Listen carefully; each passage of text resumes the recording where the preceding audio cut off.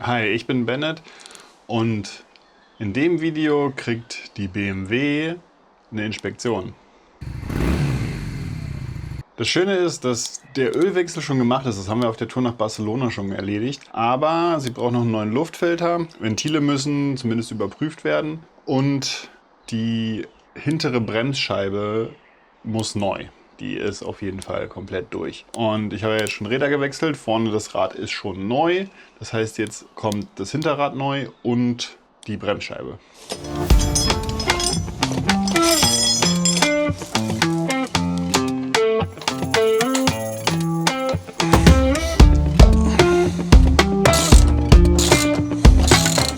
Das Rad und die Bremsscheibe kann ich schon mal neu machen, aber ich habe leider festgestellt, dass an der guten BMW auch die Kugellager hinüber sind und die Ruckdämpfer. Das musste ich jetzt natürlich nochmal nachbestellen. Ja, das heißt, die wird noch einen Moment so stehen bleiben müssen. Neuer Tag, gleiche Aufgaben. Während ich jetzt auf die Ruckdämpfer und die neuen Lager fürs Hinterrad warte, werde ich jetzt schon mal den neuen Reifen aufziehen und die alte Bremsscheibe runter machen. Die muss ich runter machen und für die Lager ist sie dann sowieso nur im Weg. Und dann, falls ich heute noch Zeit habe, heute habe ich nicht ganz so viel Zeit, fange ich an, das Motorrad zu zerlegen, weil das ja noch einen neuen Ölfilter, einen neuen Luftfilter und Ventilspielkontrolle braucht. Hoffentlich eine Kontrolle, vielleicht muss man auch was einstellen, aber unklar. Und ich hoffe, das ist relativ gnädig bei dem Motorrad. Also ich habe es jetzt noch nicht gelesen, aber dadurch, dass ja diese Baureihe den Tank unterm Sitz hat, so ein Plastiktank unterm Sitz und hier vorne, sitzt die Batterie und die Airbox und da kommt man relativ einfach ran. Und wenn ich das richtig gesehen habe oder richtig in Erinnerung habe, dann müsste ich da nur 3 Kleidungsteile abnehmen, Batterie und Airbox raus und dann müsste ich schon relativ easy an die Ventile kommen. Da bin ich mal gespannt.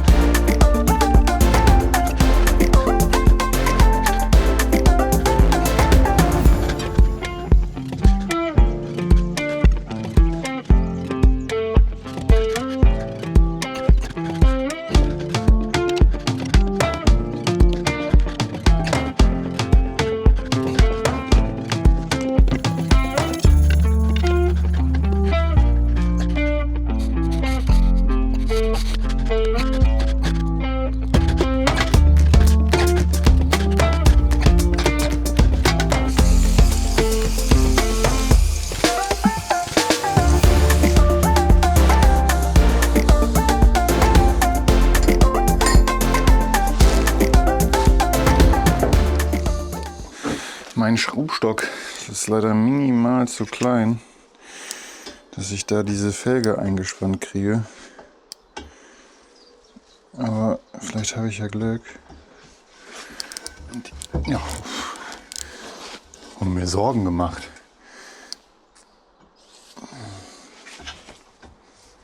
Die Schrauben sind ja easy.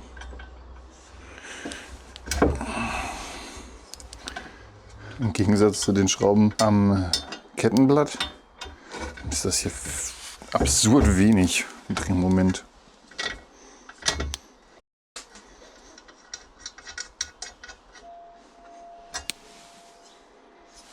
Ich habe mir jetzt doch erstmal entschieden, die Felge so zu lassen, weil das natürlich viel, viel einfacher ist, mit der Felge ohne Gummireifen zu hantieren, wenn ich da die Radlager tauschen muss.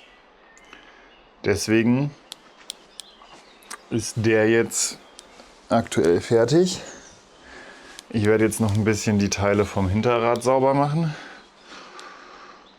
und das hier hinten noch an der Schwinge und so putzen, dass das alles irgendwie alles schön top und tippi vorbereitet ist.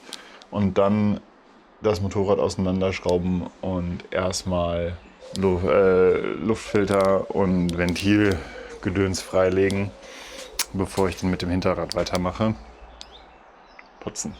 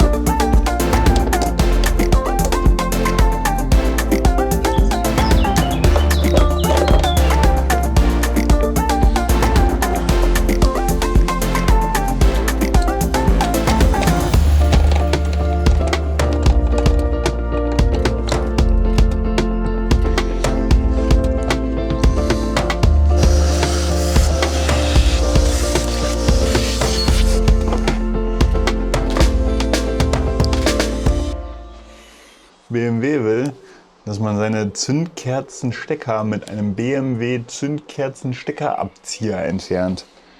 Aber das geht auch mit einer Wasserpompenzange. Ich habe gestern Abend noch auf jeden Fall den linken Zylinder messen können. Das ist allerdings tatsächlich ein bisschen komplizierter an dem Bike, als man sich das so vorstellt. Erstens kann man das nicht wirklich gut drehen. Man muss das übers Hinterrad machen, das ich ja gerade nicht wirklich habe. Und das zweite ist, die wunderbare Anleitung sagt, das hier ist die Position, in der der obere Todpunkt erreicht ist.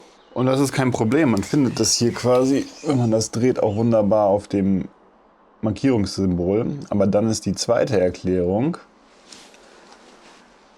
für den unteren Todpunkt den Motor um 360 Grad weiter drehen. Und man muss ja aber den genauen Punkt finden. Und da gibt es einfach keine Markierung mehr, zumindest keine mittige. Und ich habe dann in den Untiefen des Internets die Erklärung gefunden.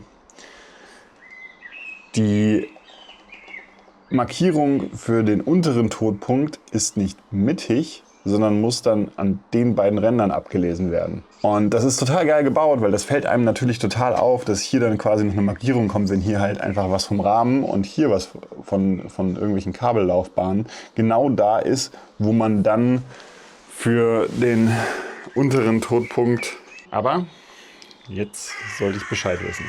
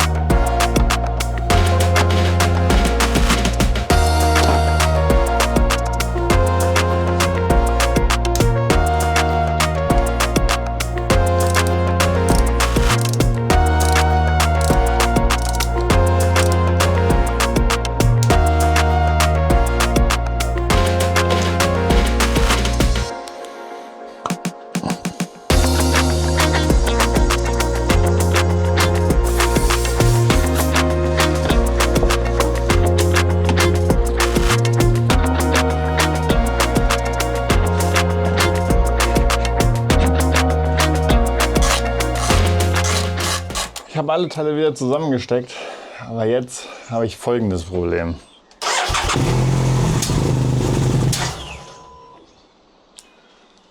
Irgendwas knallt da.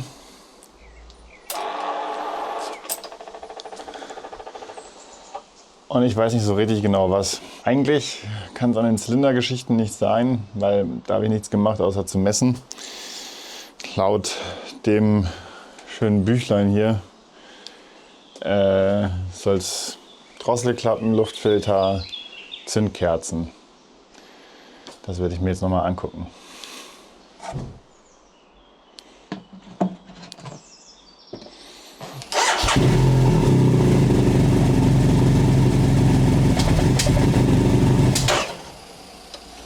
So, es war nicht der Luftfilter, es war nicht die Drosselklappengeschichte.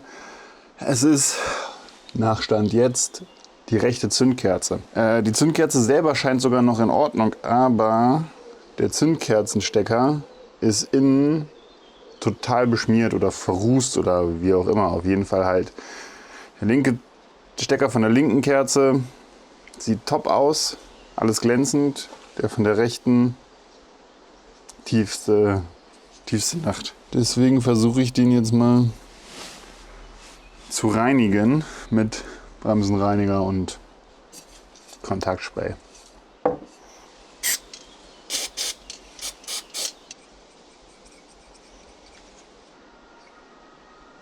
Der Sponsor des heutigen Videos bin ich. Unter benensmototools.com findet ihr meine Packliste, GPX-Files, Bildbände und natürlich den üblichen Merch. Und wenn ihr die Videos vor allen anderen sehen wollt, dann werdet doch einfach Mitglied des Kanals. Ich produziere meine Videos zum Teil Wochen im Voraus und mit der Kanalmitgliedschaft kriegt ihr die Videos einfach immer sofort. Der Luftfilter, es waren nicht die Zündkerzen, obwohl es jetzt neue Zündkerzen gibt. Es waren Schläuche vom Leerlaufsteller.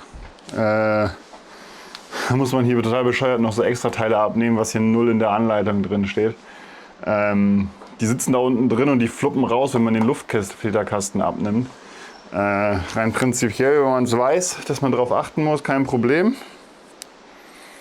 Wenn man es nicht weiß, halt blöd.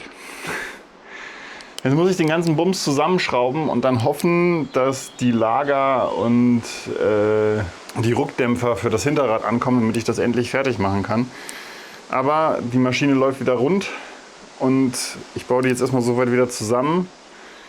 Und werde mich dann wahrscheinlich mit meinem Motorrad, mit der Africa Twin beschäftigen. Dazu gibt es aber ein extra Video.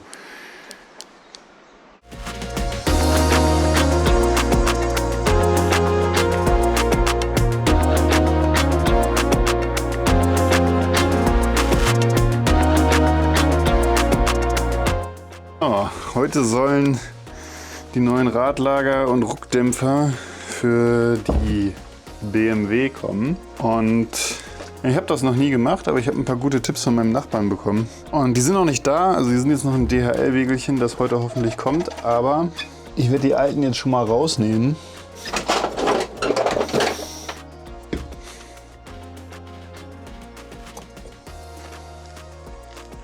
Das müssten so Sega-Ringe sein, glaube ich.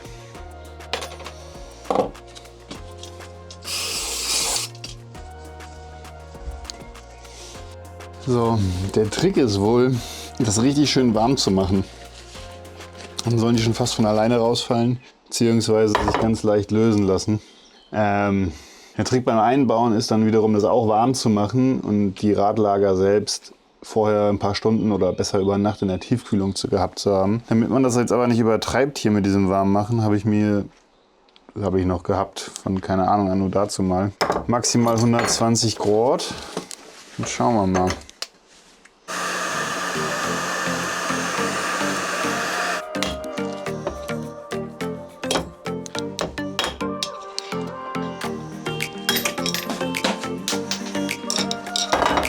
Tada! Das ging schon mal gut. Mal gucken, wie das bei der richtigen Felge wird.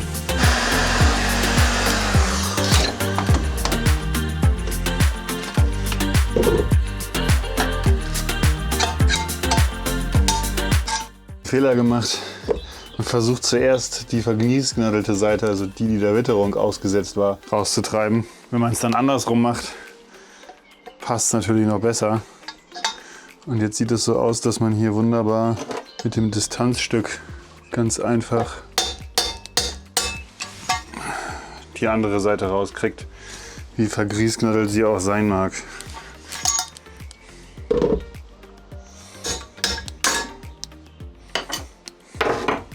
Jetzt wird es spannend. Das Kettenblatt hier, wo das eine Radlager rein muss, das hat jetzt so 100 Grad und ich hole jetzt die Lager aus der Tiefkühlung.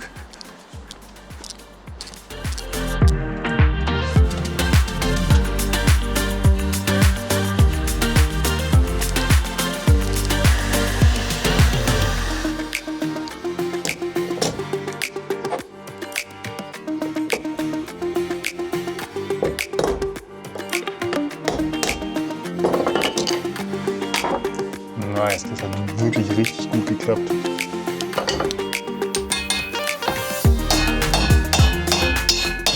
Ich es jetzt geschafft habe, tatsächlich ein Lager auch noch kaputt zu machen. Beim Einbau gibt es jetzt für das hier nochmal Trick 17. Ich habe mich nochmal im Internet schlau gemacht. Es gibt Leute, die sagen, man soll es fetten, man soll es nicht fetten. Ich mache jetzt einfach alles. Es kriegt jetzt ordentlich Fett drin. Ich mache es richtig schön heiß und dann habe ich jetzt noch eine besser passende Nuss mir besorgt, die hier nicht. Ups. Die hier ist eine Nummer größer, die passt da quasi perfekt rein. Und damit sollte das jetzt hoffentlich gehen. Fett, Hitze und im Zweifel mit der Nuss.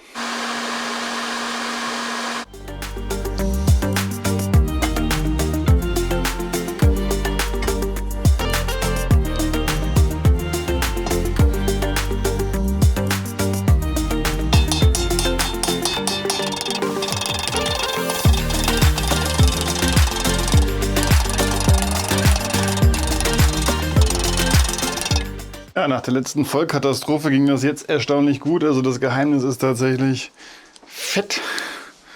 Alles ein bisschen einfetten. Und dann kriegt man das total easy rein. Genauso wie die Simmeringe auch. Mit ordentlich Fett. Wo Fett ist, kann kein Wasser sein. Also darf man da nicht sparsam mit umgehen. Und das Zeug darf man auch alles super gut erhitzen. Also jetzt gibt es einen neuen Reifen. Eine neue Bremsscheibe, dann wird das ganze Ding gewuchtet und dann kann es tatsächlich zurück ans Motorrad. Ja, falls ihr schon vergessen habt, ich benutze hier immer ordentlich Silikonspray an den Kanten, da wo es gleiten muss.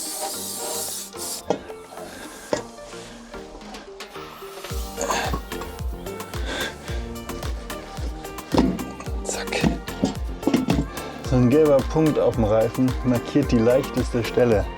Also der hier sollte dahin, wo das Ventil ist, damit man beim Wuchten später weniger Gewichte verteilen muss.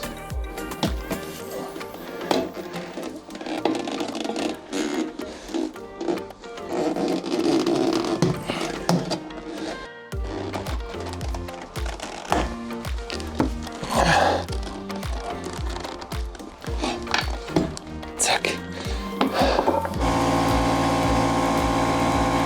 Nachdem die schwere Geburt mit den Lagern jetzt tatsächlich funktioniert hat, besser als gedacht funktioniert hat, können wir jetzt endlich zusammenbauen. Erst der ABS-Ring, und dann die Bremsscheibe. Das ist ganz witzig, weil beim Vorderrad ist andersrum. So, dann haben wir hier diese schönen Schrauben. Die kriegen jetzt natürlich Schraubensicherung.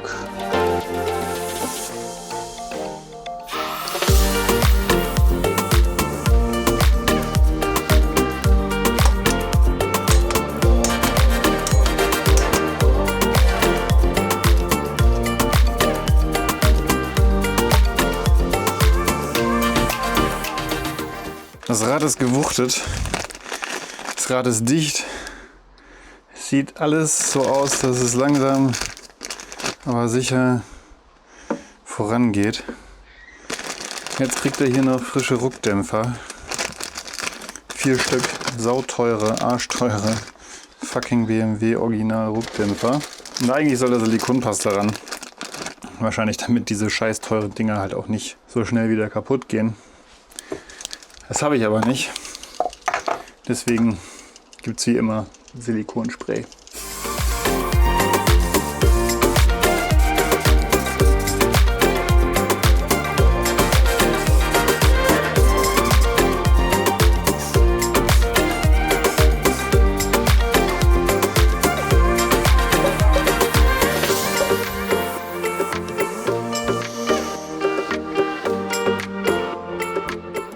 Neue Bremsscheibe heißt natürlich auch neue Bremsbeläge.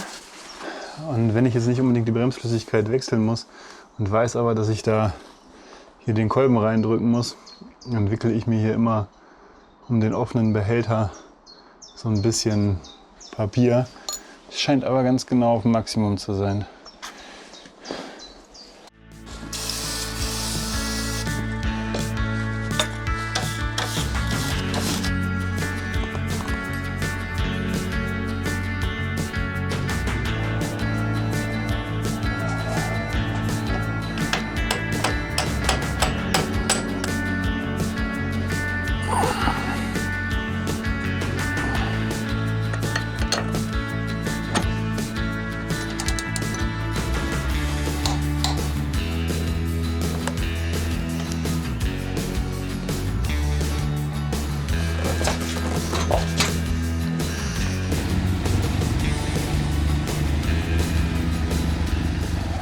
Es ist vollbracht.